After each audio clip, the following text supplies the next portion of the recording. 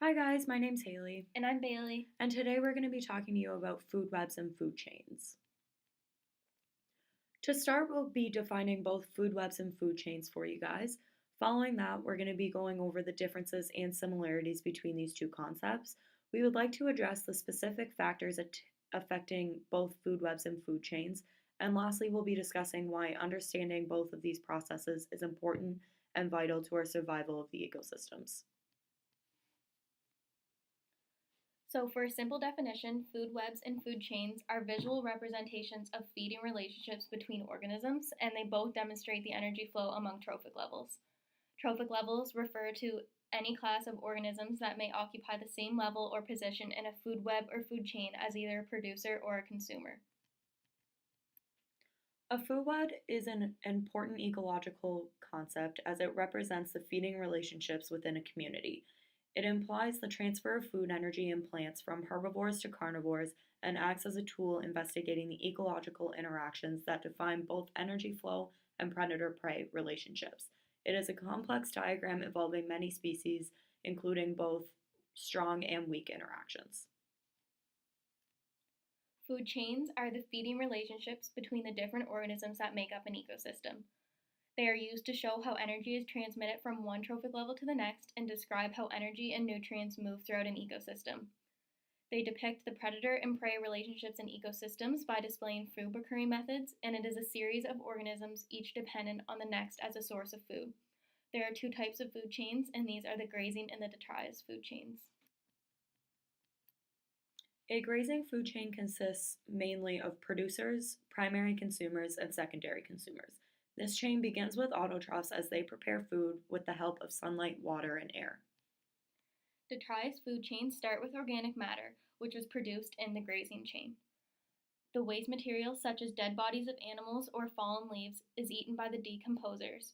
The organic matter then gets decomposed by their predators. While comparing and contrasting the two, we can see that food webs consist of numerous food chains through which energy flows throughout the ecosystem. It is not disturbed by the removal of one organism and consists of numerous trophic levels of different populations. There are no specific types to food webs, while members of higher trophic levels depend on organisms of the lower levels. It's considered more realistic than food chains as it shows multiple relationships of how interconnections occur. So, food chains are the flow of energy through a single straight pathway from the lower trophic level to the next higher trophic level. If one group of organisms gets disturbed, then the whole chain is affected. They consist of only 4 to 6 trophic levels, and members of the higher levels depend on the single type of organisms of the lower levels. And once again, there are two types of food chains.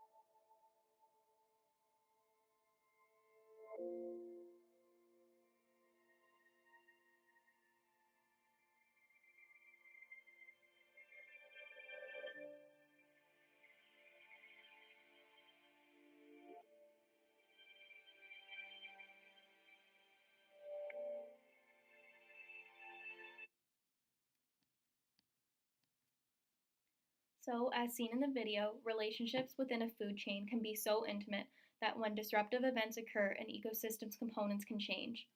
Polar bears, for example, rely on seals for food. When climate change causes the sea ice to melt, polar bears suffer from geographical barriers resulting in their inability to hunt, which then creates a domino effect in other populations of their food chain. Humans are considered to be dominant consumers affecting animals of all trophic levels. We've disrupted populations of many species with our overconsumption of plastic, gases, as well as other activities such as hunting, population growth, overfishing, and pollution.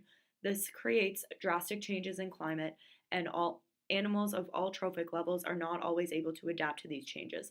This is resulting in a severe disruption in food webs and food chains. The importance of food webs and food chains.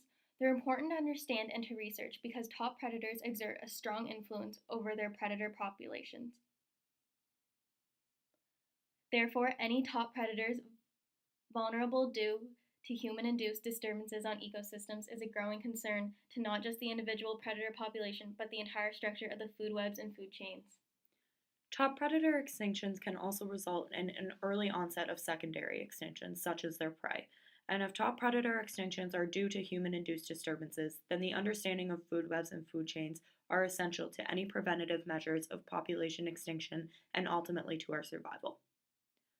Lastly, Bailey and I would just like to thank you for listening and for a great semester.